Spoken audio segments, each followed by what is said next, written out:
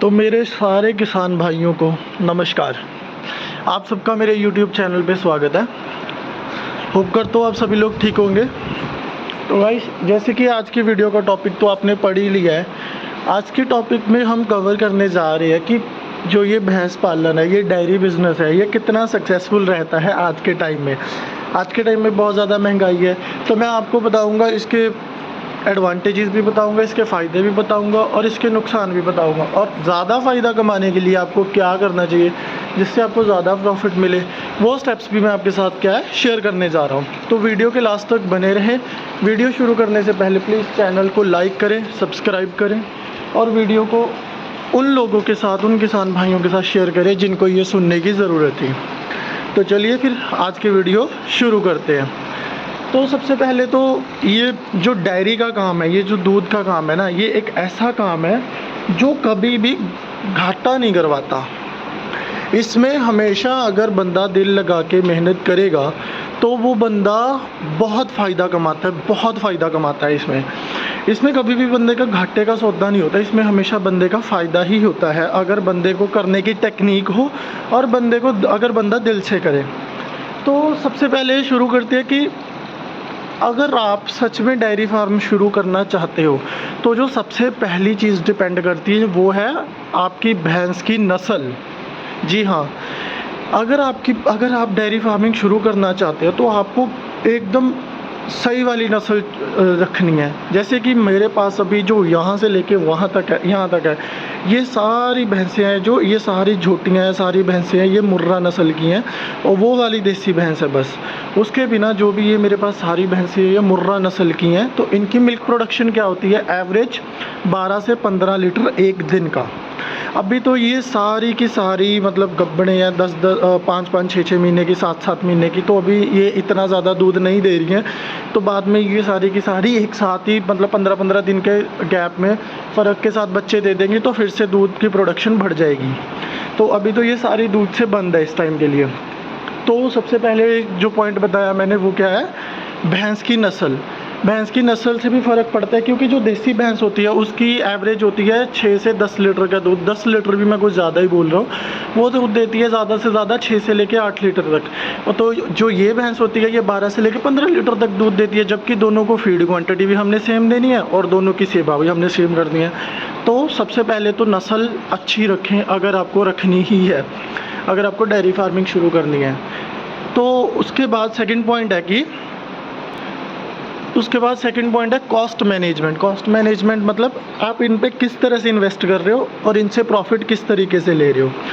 ये भी नहीं है कि आप जितना आपने कमाया सारा इन्वेस्ट कर दो, और ये भी नहीं है कि आप इन पे इन्वेस्ट कर ही नहीं रहे और अपना प्रॉफिट देख रहे हो। कई बार ऐसा होता है कि इन पे हमें बहुत ज़्यादा इन्वेस्ट करना पड़ता है प्रॉफिट निकालने के लिए, ठीक है। तो अभी जैसे मेरी भैंसों की डाइट में क्या है, सरसों का तेल चल रहा है क्योंकि गर्मियाँ हैं, सूप चल रही है, दैड चल रहा है, राई की फीड चल रही है, ये जो दूसरी नॉर्मल फीड हमने बनवा के रखी हुई है, और अभी इनकी मिल्क प्रोडक्शन नहीं है।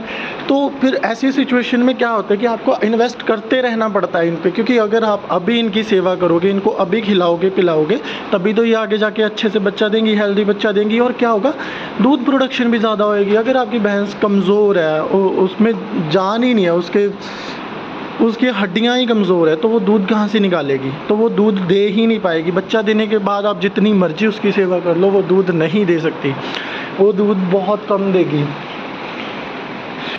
सो मूविंग टू थर्ड पॉइंट, जो हमारा थर्ड पॉइंट है वो ये है कि जो आपकी भैंसों के बच्चे होते हैं उनकी अच्छे से सेवा करें, ठीक है।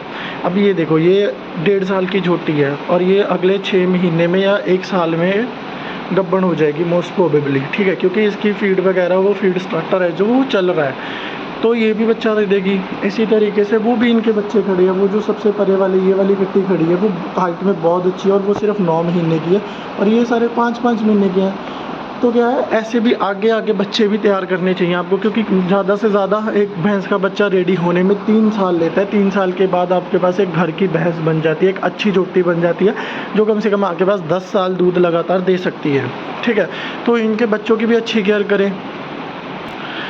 और जो सबसे लास्ट स्टेप और सबसे इम्पॉर्टेंट स्टेप है वो ये है कि जो मेरी टेक्निक है मैं आपको वो बता रहा हूँ, कभी भी ज़्यादा उम्र वाली भैंस नहीं रखनी चाहिए। अगर भैंस ने कम से कम आपके पास 8 से 10 बार बच्चा दे दिए ना, तो उसके बाद उसको रखने का कोई फ़ायदा नहीं है, उस पर इन्वेस्टमेंट नहीं करनी चाहिए। जो मेरी टेक्निक है भैंसें रखने की वो क्या है कि पहले ही अभी 1 साल पहले 2 साल पहले मेरे पास भी इतनी भैंसें नहीं होती थी। जो हमारी टेक्निक है वो क्या है कि जब भी ये सारी एक साथ बच्चे देती हैं, क्योंकि ये सारी की सारी एक साथ ब्रीड हो जाती हैं एक 15-15 20-20 दिन के गैप के साथ, फ़र्क के साथ, तो इसके बाद क्या होता है कि सारी की सारी ने एक साथ बच्चे दे देने हैं, तो मिल्क प्रोडक्शन उस टाइम बहुत हाई चली जाती है। और क्या होता है, तो उससे अर्निंग भी है, जो मुनाफा भी है वो भी बढ़ जाता है। तो हम उस मुनाफे का क्या फ़ायदा उठाते हैं कि हम एक भैंस ख़रीद लेते हैं। वो भैंस ख़रीद के वो भी ताज़ी, जिसने ताज़ा बच्चा दिया होता है वो भैंस खरीद लेते, ताज़ी सुई भैंस, तो वो भी इनके साथ आके दूध देने लग जाती है। और वो भैंस हमने कैसे ख़रीदनी है, किस्तों पे। तो क्योंकि ज़्यादा मिल्क प्रोडक्शन है तो ऑब्वियसली तो भैंस का खर्चा तो बड़े आराम से निकल ही सकता है। तो क्या होता है कि 10-15 हज़ार रुपये 20 हज़ार रुपये किस्त पे भैंस खरीद लेते हैं और 5 किस्तों में भैंस हमारी फ्री हो जाती है 5 महीने के अंदर अंदर।